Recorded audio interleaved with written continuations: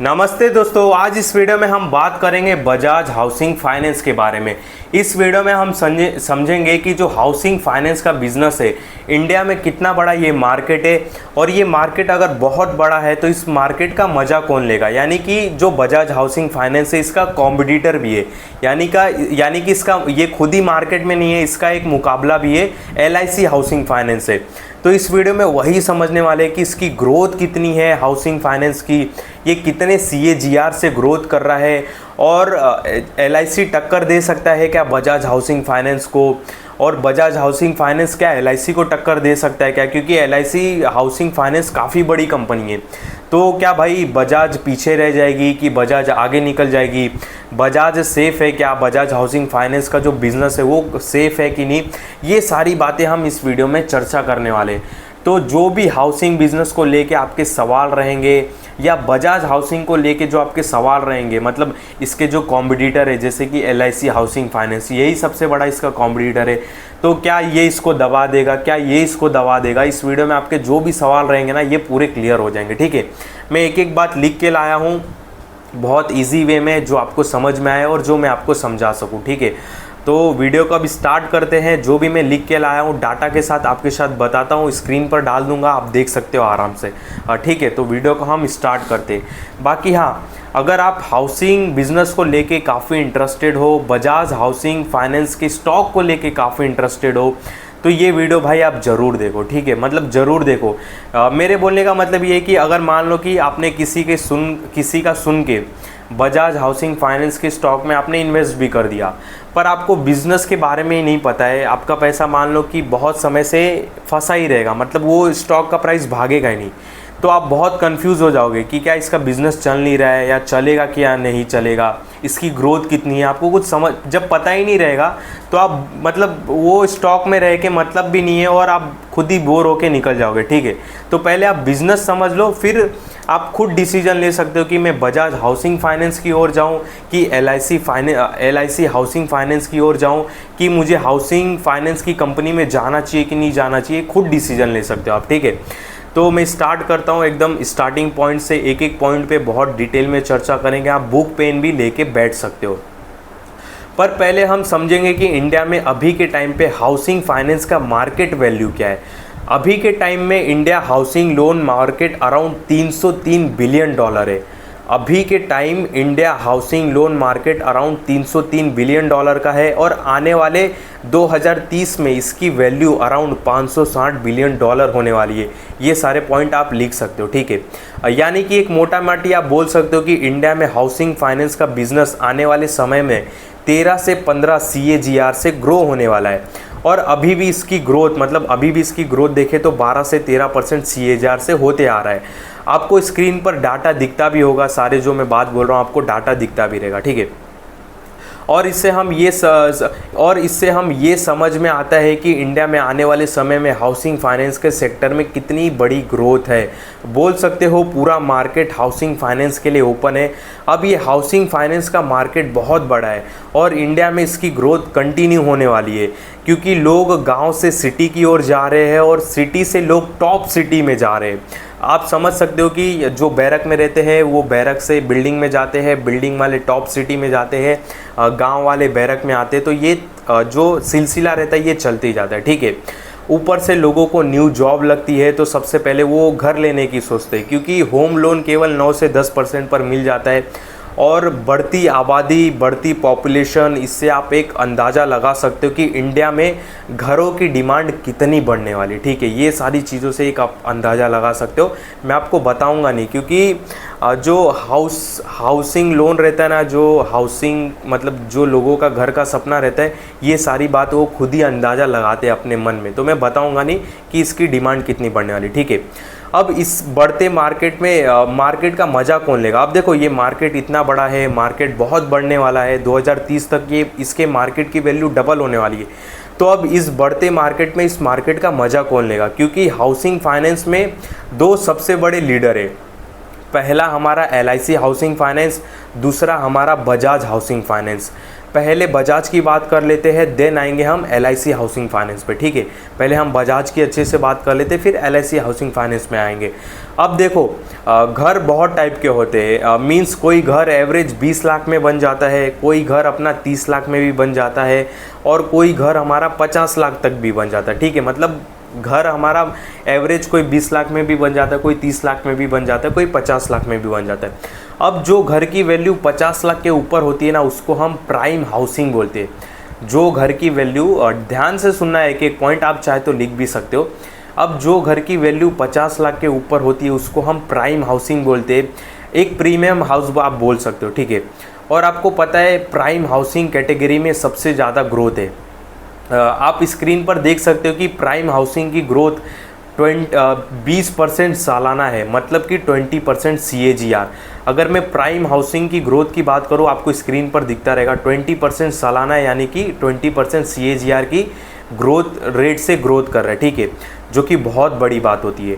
अब Bajaj housing finance ऐसे ही category को ज़्यादा पकड़ती है, प्राइम हाउसिंग की कैटेगरी को ज़्यादा पकड़ती है, यानी कि Bajaj housing finance prime housing loan पर ज़्यादा फोकस करती है। अब कुछ लोग बोलेंगे कि Bajaj housing finance prime housing पर ज़्यादा फोकस क्यों कर रही है, रीज़न क्या है? रीज़न यही है कि इससे बड़ा लोन अमाउंट बढ़ता है, जिससे कम समय में कंपनी का लोन बुक बहुत बड़ा होते जाता है। क्योंकि प्राइम हाउसिंग बोले तो जो 50 लाख के ऊपर का घर है, और बजाज फाइनेंस का इसी कैटेगरी पे ज़्यादा फोकस है। रीज़न क्या है? रीज़न यही है कि इससे लोन बुक इनका जल्दी बड़ा होता है और ज़्यादा अमाउंट का लोन बढ़ता है, ठीक है। अभी तक हमने कितना पॉइंट देखा, मैं आप वापस रिपीट कर देता हूँ।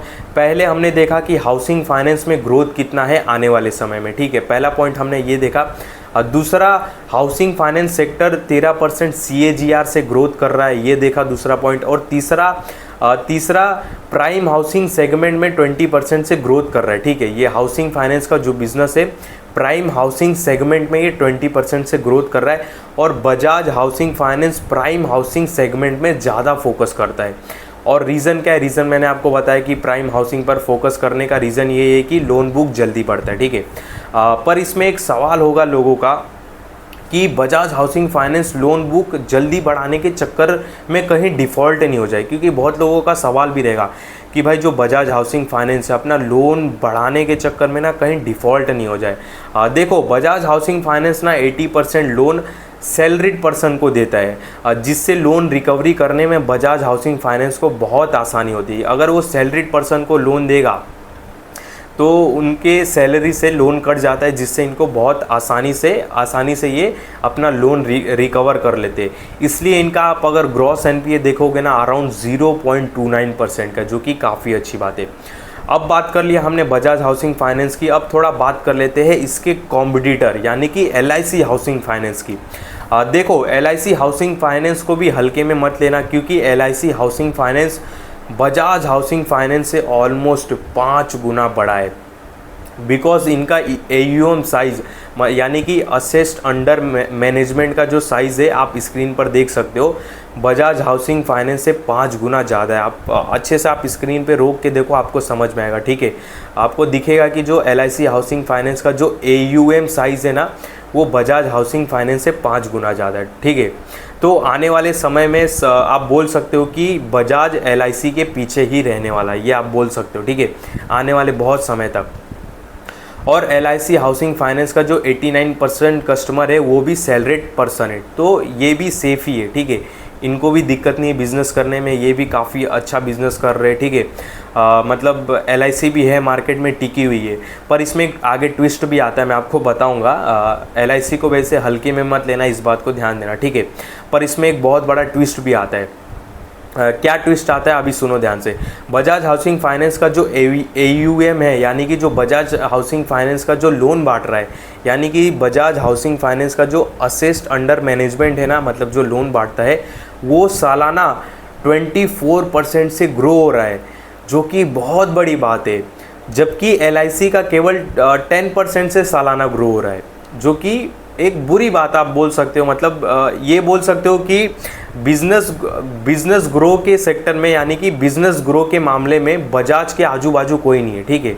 क्योंकि यहाँ पे देखोगे ना कि जो बजाज हाउसिंग फाइनेंस का जो AUM है वो कितने परसेंट से ग्रो हो रहा है सालाना, 24% से, जबकि LIC का केवल 10% सालाना से ग्रो हो रहा है। तो बिजनेस ग्रो के मामले में बजाज के आजू बाजू भी कोई नहीं है, और AUM के मामले में LIC हाउसिंग फाइनेंस के आजू बाजू कोई नहीं है, ठीक है। और हाँ, बजाज हाउसिंग फाइनेंस इतने तेज़ी से बिजनेस कर रहा है, इसके कुछ सॉलिड रीज़न भी है, जैसे कि बजाज की जो अदर कंपनी है जैसे कि बजाज फाइनेंस, और आपको पता है कि बजाज फाइनेंस कितनी सक्सेसफुल कंपनी है, और उनके जो चेयरमैन है, जो CEO है, कितने एक्सपीरियंस वाले। मैं आपको इसमें एक रीज़न मतलब मैं जो ये पॉइंट रीड कर रहा हूँ ना, मैं आपको ये बताना चाहता हूँ कि जो बजाज हाउसिंग फाइनेंस है ये इतनी तेज़ी से ग्रो क्यों कर रहा है। क्योंकि जो बजाज फाइनेंस के जो CEO और चेयरमैन है ना, उनका इन्वॉल्वमेंट बजाज हाउसिंग फाइनेंस में भी है। वो ये नहीं बोलते कि मैं चेयरमैन बजाज फाइनेंस का हूँ तो मैं बजाज हाउसिंग फाइनेंस में नहीं ध्यान दूंगा, नहीं, उनका इन्वॉल्वमेंट उसमें भी है, उसमें भी अपना डिसीजन देते हैं, अपना दिमाग देते, जिसके वजह से ये सॉलिड रीज़न है पहला। तो उनको कैसा है ना, एक्सपीरियंस चेयरमैन, एक्सपीरियंस वाले CEO मिल जाते। ऐसा नहीं है कि अभी बोलेंगे कि मैं तो बजाज फाइनेंस का चेयरमैन हूँ तो मैं बजाज हाउसिंग फाइनेंस पे नहीं ध्यान दूंगा, ऐसा नहीं है। वो बोलते हैं कि ये भी मेरी कंपनी है तो मैं अभी इसमें भी मैं अपना दिमाग दूंगा, इसमें भी मैं डिसीजन लूँगा। तो पहला सॉलिड रीज़न ये है। और दूसरा रीज़न क्या है, इनके बिजनेस ग्रो का जो 24% से ग्रो हो रहा है। इनके जो इलेक्ट्रॉनिक लोन कस्टमर है ना, जैसे कि लोग बजाज के कार्ड पर मोबाइल और अदर इलेक्ट्रॉनिक प्रोडक्ट लेते, तो बहुत हद तक ये पॉसिबल है कि उन लोग बजाज से ही हाउसिंग लोन भी ले। बोलने का मतलब ये कि आपने एक ना एक बार बजाज के कार्ड पे ज़रूर लोन लिया रहेगा, ठीक है। तो कहीं ना कहीं ये पॉसिबल ज़रूर है कि अब अगर आपको आने वाले टाइम में हाउसिंग लोन लेना रहेगा तो आप बजाज हाउसिंग फाइनेंस के बाद ही पास ही जाओगे, ठीक है, बहुत हद तक पॉसिबल है। तो ये दूसरा एक रीज़न हो सकता है। और हाँ, इसमें जो बजाज हाउसिंग फाइनेंस है ना, ये क्रॉस सेलिंग भी करता है। क्रॉस सेलिंग मतलब वही जो इनके कस्टमर है ना, मोबाइल वाले, इलेक्ट्रॉनिक वाले, ठीक है, जो इनके कस्टमर है मोबाइल वाले, इलेक्ट्रॉनिक वाले, ये इन्होंने एक ना एक बार तो ये लोन लेते, जैसे लोन लेते हैं ना तो इनकी डिटेल आ जाती है। बजाज वाले लोग के पास ना इनकी डिटेल आ जाती है, जो इनसे फ़ोन लोन पे लेते हैं या सामान लोन पे लेते, तो जब इनकी डिटेल आ जाती है ना तो ये उल्टा उनको फ़ोन करते हैं, कस्टमर इनको जल्दी मिल जाता है। बोलने का मतलब ये है कि इनको कस्टमर काफ़ी जल्दी मिल जाता है, क्योंकि इनके पास डिटेल रहता है कस्टमर का, क्योंकि इनसे पहले उन्होंने लोन लिया रहता है फ़ोन का, इलेक्ट्रॉनिक कोई प्रोडक्ट का, तो इनको कस्टमर ढूंढने में बहुत आसानी होती है। तो ये दो मुझे सॉलिड रीज़न रखते हैं इनके ग्रोइंग होने का, ठीक है। और एक और मैं आपको बताया, जो प्राइम हाउसिंग पे ज़्यादा फोकस करते हैं। प्राइम हाउसिंग का जो सेक्टर है, जो सेगमेंट है, वो 20% से ग्रो कर रहा है, और उसका लोन अमाउंट 50 लाख के ऊपर होता है, ठीक है। तो ये सारे कुछ पॉइंट क्लियर हो गए। अब इसमें बहुत लोगों का ये भी सवाल जवाब रहेगा कि LIC है, LIC भी बहुत पुरानी कंपनी है। LIC के पास तो भाई लगभग आधा इंडिया का डिटेल पड़ा रहेगा, ठीक है, तो वो क्यों नहीं बिजनेस कर पा रही है। तो मैं इसका एक सिंपल सा और एक अच्छा लॉजिक आपको देता हूँ। यही एक फ़र्क रहता है एक प्राइवेट कंपनी में और एक सरकारी कंपनी में, ठीक है, समझ रहे हो ना। जो प्राइवेट कंपनी रहती है वो अपने हिसाब अपने ज़रूरत के हिसाब से बिज़नेस करती है। ध्यान से सुनना, अभी इसमें लोगों का ये भी सवाल रहेगा कि भाई LIC इतनी बड़ी है, इतनी पुरानी कंपनी है, उसके पास भी तो लोगों का डिटेल है, आधे से ज़्यादा इंडिया का उसके पास डिटेल है, तो वो केवल क्यों 10% से ग्रो हो रहा है, मतलब उसका बिज़नेस क्यों 10% से ग्रो हो रहा है, उसका जो AUM है उसका क्यों 10% से ग्रो हो रहा है। तो मैं आपको एक ही पॉइंट में सीधा जवाब दे देता हूँ कि सरकारी और प्राइवेट में यही फ़र्क रहता है। जो सरकारी रहती है वो लोगों के ज़रूरत के हिसाब से काम करती है, और जो प्राइवेट कंपनी रहती है वो अपने ज़रूरत के हिसाब से काम करती है, ठीक है। तो आप समझ गए रहोगे कि मेरे बोलने का मतलब क्या रहेगा। और ये जो बात समझ लिया रहेगा, मतलब समझ जाओ कि वो सारी बातें ऑलमोस्ट समझ लिया रहेगा, ठीक है। तो ये सारे हमने कुछ बात देखे, समझे। तो हमने अभी तक वीडियो में क्या देखा, मैं आपको एक और बार एक एक पॉइंट रीड कर देता हूँ अच्छे से। हाउसिंग फाइनेंस की ग्रोथ 2030 तक कितनी होने वाली है, पहले हमने ये देखा। फिर बाद में हाउसिंग फाइनेंस की ग्रोथ 13% CAGR से ग्रोथ हो रही है, ये देखा दूसरा पॉइंट। और तीसरा पॉइंट देखा हमने, प्राइम हाउसिंग की ग्रोथ 20% से हो रही है।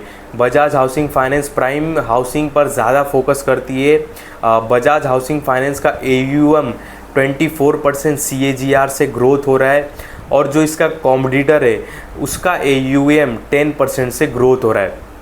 बजाज हाउसिंग फाइनेंस की ग्रोथ इतनी ज़्यादा क्यों हो रही है, ये भी मैंने आपको बताया, क्योंकि उनके कस्टमर बेस काफ़ी अच्छे हैं और एक प्राइवेट कंपनी है, तो अपनी ज़रूरत के हिसाब से वो कस्टमर के पास जाते, खुद कस्टमर के पास जाते, जिसके वजह से ग्रोथ हो रहा है। और उनके जो बजाज फाइनेंस के जो CEO और MD है वो भी दखल अंदाजी करते हैं बजाज हाउसिंग के बिज़नेस में। इसके वजह से इतने तेज़ी से आप बोल सकते हो ग्रोथ हो रहा है। अब बाद में ये भी देखा कि LIC housing finance Bajaj housing finance से 5 गुना बढ़ा है। ठीक है, इस पॉइंट को भी आप ज़रूर याद रखना। तो इतना सारा पॉइंट हमने कवर किया और लिख के आया था मैं बहुत अच्छे से। अगर आपको नहीं समझ में आया ना, आप वापस वीडियो चलाना और बुक लेके बैठना, एक एक पॉइंट लिखो। जो मैंने पॉइंट बोला ना, उस पॉइंट का मैंने जवाब भी दिया, उसको लिखो तो आपको समझ में आएगा। तो ये था दोनों का कंपैरिजन आप बोल सकते हो, बजाज और इसका अपना LIC का। अब यार यहाँ पे हम ऑलमोस्ट 16 मिनट का वीडियो बन चुका है, तो मैं सोच रहा हूँ 20 मिनट का कर दूँ और स्टॉक के प्राइस पे भी बात कर लेते हैं। ठीक है, यहाँ पे मैं ओपन कर लेता हूँ, यहाँ पे बजाज हाउसिंग फाइनेंस का, उसके ऊपर भी हम चर्चा कर ही लेते हैं। अब इसी में कवर कर लेते प्राइस के ऊपर। ठीक है, यहाँ पे देखो बजाज, पहले मैं सर्च कर लूँ, एक सेकंड, बजाज हाउसिंग फाइनेंस, पहले ये बात कर लेते फिर LIC के ऊपर भी आते। ठीक है, LIC का तो ऐसे स्टॉक के प्राइस पे बात करने की ज़रूरत नहीं है, एक दो पॉइंट उसके अच्छे मैं आपको बताऊंगा। अभी देखो बजाज हाउसिंग फाइनेंस ना कितने के PB पे ट्रेड कर रहा है, 6 के PB पे ट्रेड कर रहा है, यानी कि प्राइस टू बुक वैल्यू इसकी 6 है, काफ़ी ज़्यादा है। अभी बहुत ओवर वैल्यू हो गया था, जिसकी वजह से इसमें करेक्शन दिखाई दे रहा है। अगर मार्केट थोड़ा भी गिरेगा ना तो ये भी गिरेगा, इस बात को ध्यान देना।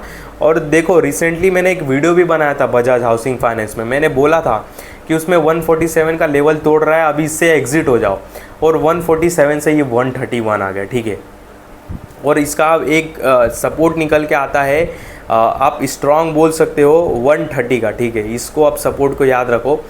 अब ओवरऑल हम प्राइस पे बात कर लेते हैं। देखो प्राइस टू बुक वैल्यू इसका 6 का है। अगर हम LIC का देखें, price to book value around 1.32 का है, कुछ ऐसा ही है, मुझे याद, रुको मैं देख लूँ।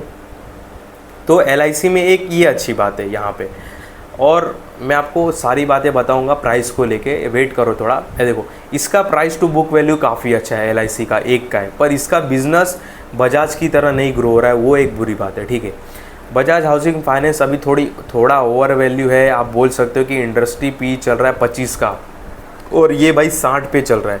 एक टाइम पे 40 पे रहता तो समझ में आता। तो इसमें देखो, इसमें क्या होएगा ना, मैं आपको बताता हूँ फ्यूचर को लेके। ठीक है, इसका मैं फ्यूचर बता देता हूँ अभी। अगर मार्केट थोड़ा भी गिरा तो ये भी गिरेगा, फर्स्ट ये।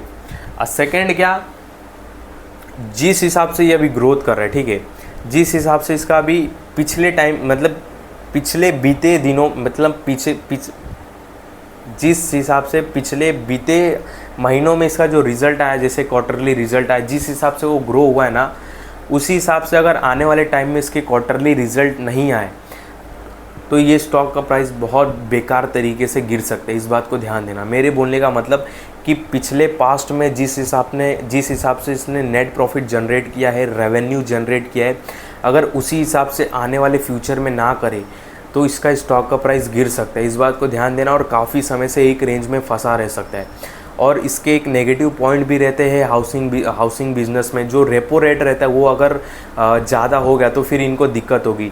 आने वाले समय में कैसा है कि जो रेपो रेट है ना वो कम होने वाला है। अगर कम होगा तो इनको प्रॉफिट होगा, इनका बिजनेस चलेगा। अगर कम होगा, अगर सरकार रेपो रेट वगैरह बढ़ाती है तो फिर इनको दिक्कत हो जाएगा। एक बात ध्यान देना। तो इसमें दो नेगेटिव क्या निकल के आया, अभी तो देखो ओवर वैल्यू है, फर्स्ट ये अभी ओवर वैल्यू है, ठीक है। सेकंड इसका नेगेटिव क्या निकल के आता है, अगर आने वाले टाइम में पिछले टाइम में जैसा इसने ग्रोथ दिखाई है, जैसे इसने नेट प्रॉफिट दिखाया, जिसने इसने सेल्स दिखाया, अगर आने वाले टाइम में वैसा सेल्स और नेट प्रॉफिट नहीं दिखाएगा तो ये स्टॉक का प्राइस धड़ाम गिरना चालू होगा, ठीक है। दूसरा नेगेटिव ये। तीसरा ये सरकार का जो फैसला रहता है रेपो रेट पे, उससे इस स्टॉक को फ़र्क पड़ता है। तो ये तीन इसके नेगेटिव पॉइंट निकल के आते हैं। बाकी बिजनेस ग्रोइंग सेक्टर में बोलो तो LIC को इसने पीछे छोड़ दिया, ठीक है, क्योंकि ये एक प्राइवेट कंपनी है। प्राइवेट कंपनी अपनी ज़रूरत के हिसाब से काम करती है, सरकारी कंपनी लोगों के ज़रूरत के हिसाब से काम करती है। इस फ़र्क को जो समझ लिया, और इस फ़र्क को अगर समझना है तो कमेंट भी कर सकते हो, मैं समझा दूंगा ये फ़र्क क्या है, एक्चुअल में बताना क्या चाहता हूँ मैं आपको समझा दूंगा अच्छे से, ठीक है। तो ये हो गया बजाज हाउसिंग फाइनेंस का। इसका मैंने आपको एक सपोर्ट भी बता दिया, यहाँ पे 130 का निकल के आता है, ठीक है। अभी 131 चल ही रहा है, आज तो 130 को टच भी करके आ गया था। तो ठीक है, देखते हैं आने वाले समय में, इसको रखो वॉच लिस्ट में। और LIC हाउसिंग फाइनेंस वही मैं बताया यार, मतलब इसकी ग्रोथ 10% से है, इसके वजह से स्टॉक का प्राइस बहुत धीमा चल रहा है, ठीक है। बाकी इसके बारे में क्या ही कुछ बताने लायक नहीं LIC हाउसिंग फाइनेंस के बारे में, ठीक है। तो देखो, ओवरऑल हमने बिज़नेस को समझ लिया, स्टॉक के प्राइस को भी ऑलमोस्ट समझ लिया, ठीक है। तो भी कुछ कन्फ्यूज़न रहेगा स्टॉक को लेके तो आप कमेंट कर सकते हो, दोनों स्टॉक को लेके, ये तो बात हो गई। अब समझते हैं हम थोड़ा लॉन्ग टर्म नज़रिया। अगर आप सोचोगे ना कि मैं इस स्टॉक को लेके बजाज हाउसिंग फाइनेंस को, मेरा 1 साल में पैसा डबल हो जाएगा, 2 साल में पैसा मेरा 5 गुना हो जाएगा, 3 साल में मेरा पैसा 10 गुना हो जाएगा, बहुत मैं पैसा कमा लूँगा, मेरा पैसा बहुत तेज़ी से ग्रो होगा, तो ये सपने निकाल दो। हाउसिंग फाइनेंस का बिज़नेस प्यार मोहब्बत वाला बिज़नेस है, डिसेंट ग्रोइंग वाला बिज़नेस है, धीरे धीरे और कंटिन्यू ग्रो वाला बिज़नेस है, ठीक है। ये हाई मारी वाला बिज़नेस नहीं है, एक बात ध्यान देना, बहुत प्यारा बिज़नेस है। तो इस बिज़नेस को टाइम देना पड़ेगा। आप तुरंत मतलब उम्मीद ना रखना कि मैंने आज 130 में एंट्री लिया तो अगले साल इसका प्राइस 300 हो जाए, अगले साल इसका प्राइस 600 हो जाए, अगले साल इसका प्राइस 350 हो जाए। तो ये सारी उम्मीद ना रखना प्लीज़ इस स्टॉक से, हाउसिंग फाइनेंस के जो स्टॉक है, ठीक है। और इसमें 2 ही लीडर है, एक LIC और एक बजाज। जितना आपका नॉलेज है, जितना आपका स्टडी है, जो भी डिसीजन है आपका, वो आपका ये कि कौन सी स्टॉक पे ध्यान देना है। मैंने तो आपके सामने पूरा रख दिया कि कौन कितना है पानी में है और कौन कितना पानी में है, ठीक है, मैंने आपको बता दिया। तो वही मैं आपको बता रहा हूँ कि ये स्टॉक लेने के बाद बहुत हवा में मत चले जाना कि ले लूँगा तो डबल हो जाएगा, तुरंत ट्रिपल हो जाएगा और मैं 1 साल में 5 गुना पैसा बना लूँगा। तो ये सारे सपने निकाल देना। वैल्यूबल इन्वेस्टर हो, आपका नज़रिया कम से कम 5-6 साल का है और बहुत सेफ प्ले करना चाहते हो, बिज़नेस को काफ़ी दूर तक देखते हो, नज़रिया आपका काफ़ी दूर का है, जो हाउसिंग फाइनेंस का जो बिज़नेस है उसके बिज़नेस मॉडल को आप समझने की ताकत रखते हो और उसमें बहुत इंटरेस्टेड हो हाउसिंग बिज़नेस को लेके, तो ही इस स्टॉक में कूदने की ज़रूरत करना, ठीक है। नहीं तो मुझे पता है ज़्यादातर आजकल इन्वेस्टर कैसे बहुत मनचले टाइप के, वो सोचते हैं कि मैं पैसा डाल के फटाफट 40% निकाल लूँ 6 महीने में, तो ऐसा नहीं होगा, ठीक। इस बात को याद रखना। ये ऐसा मत सोचना कि मैं फटाफट पैसा डाल लूँगा और मेरा 50% बन जाएगा आने वाले 6 महीनों में, 3 महीनों में, नहीं। बहुत ग्रोथ इसकी धीरे है पर कंटिन्यू ग्रोथ है, इस बात को ध्यान देना, धीरे है पर कंटिन्यू है। बहुत इसमें आपको ऐसा और ऐसा ऐसा ऐसा नहीं देखने के लिए मिलेगा, ठीक है। स्टेबल है, अच्छा बिजनेस है, ठीक है। वही बोल रहा हूँ, अगर आपका नज़रिया काफ़ी लंबा है, 5-6 सालों का, बहुत वैल्यूबल इन्वेस्टर हो, बार बार रिपीट कर रहा हूँ ताकि आप बहुत अच्छे से समझ जाओ, तो ही इस स्टॉक में कूदने की ज़रूरत करना, ठीक है। जो भी स्टॉक आप चूज़ करो वो तो आपका डिसीजन है। बाकी कुछ थोड़ा कन्फ्यूज़न रहेगा, कुछ पॉइंट छूट गए रहेंगे, कुछ आपको पूछना रहेगा तो आप कमेंट ज़रूर कर सकते हो, ठीक है। इस वीडियो में आपको कोई भी बाय सेल का कॉल नहीं है, ध्यान देना। जो भी मैंने आपको अभी बातें बताई केवल समझाने के लिए बताई, और मेरे किसी भी वीडियो में बाय सेल का कॉल नहीं रहता, इस बात का बहुत ध्यान देना।